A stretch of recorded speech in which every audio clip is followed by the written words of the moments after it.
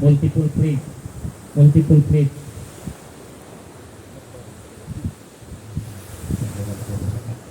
Okay. Doon aton nga mga gamit, no? Ito yung mga gamit nga giningatan natin ganaw, ginaamon di pirmi gina secure ba dahil tanang-tanang nga mga gamit nga gina suksok natin ra. Dahil kami sa MDRB as a trainer kami, no?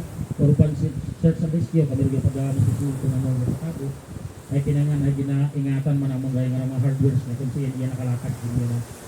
Okay. Sa pagsuksok kita full body harness. Tanan nga naka-training doon, tanan nga manaog ito doon na. Kaya full body harness yung dapat suksukunan. Hindi ako magsugot nga mag-half body harness mo.